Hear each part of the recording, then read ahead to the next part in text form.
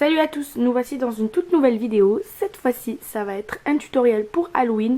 Mais comme Halloween est déjà passé, vous pourrez refaire ce tutoriel pour n'importe quelle occasion, si jamais vous avez des soirées déguisées ou pas. Ça fait longtemps que je n'ai pas posté de vidéo sur YouTube parce que je n'avais pas envie. Mais maintenant, j'en ai envie. Donc du coup, je reviens avec cette vidéo. Donc je voulais vous faire une petite aparté avant de commencer cette vidéo. Et je vais vous laisser avec celle-ci. Parce que si je commence à parler, ça va pas le faire. Donc, c'est parti.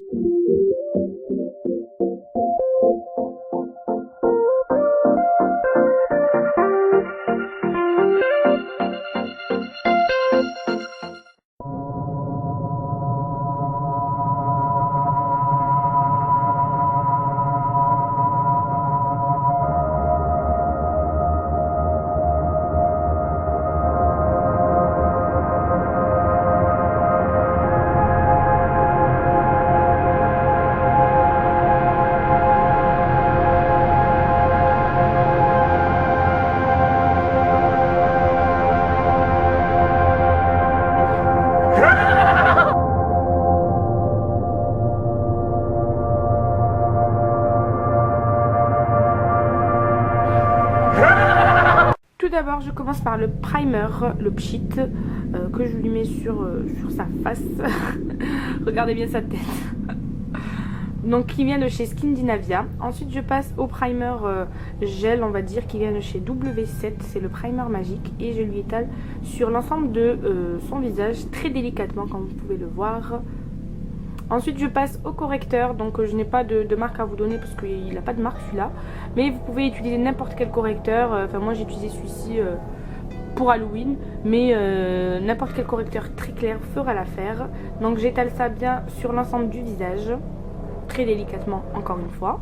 Je m'amuse à lui mettre un serre-tête parce que je veux pas avoir ses cheveux me gêner pour le maquillage. Le pauvre, il est au bout de sa vie.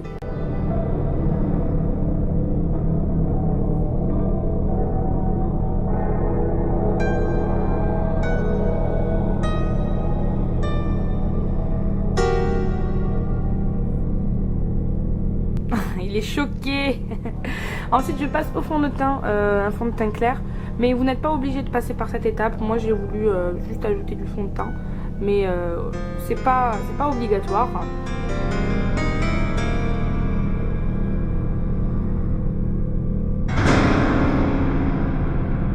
Ensuite je viens mettre la poudre. Celle-ci elle vient de chez Action, de la marque Max & More. C'est une poudre claire.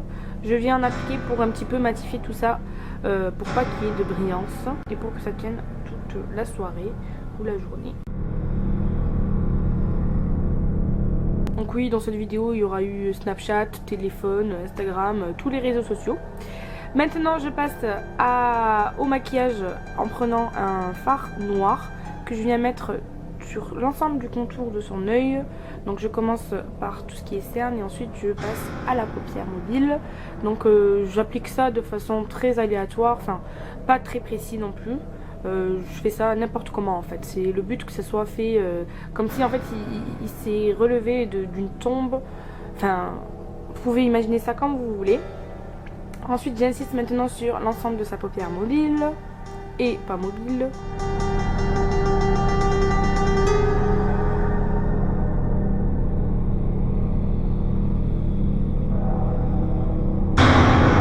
Continue et là je vais passer au contouring donc pour qu'il ait l'air un petit peu plus mince qu'il ne l'est, enfin au niveau de son visage.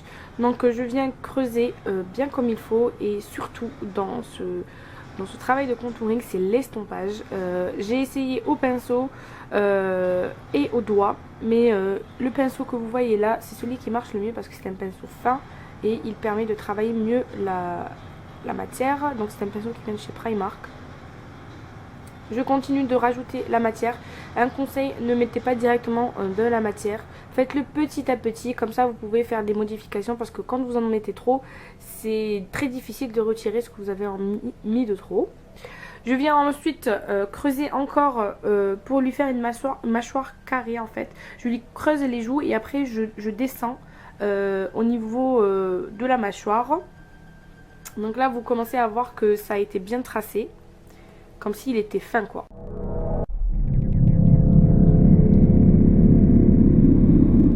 Donc je continue. Et j'estompe et réestompe, réestompe et réestompe.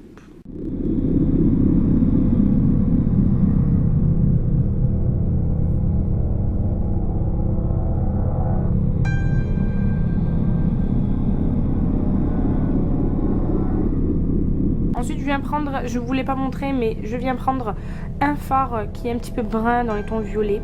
Et j'insiste en fait au niveau des cernes pour que ça fasse vraiment cerner et que ça fasse sale. Voilà, que ça fasse moisi. Donc voilà, je viens continuer d'estomper. Et ensuite, je vais passer au front. Je vais continuer ce travail de saleté, on va dire, avec le fard brun et le fard violet. Donc je fais tout le tour de façon pas très précise.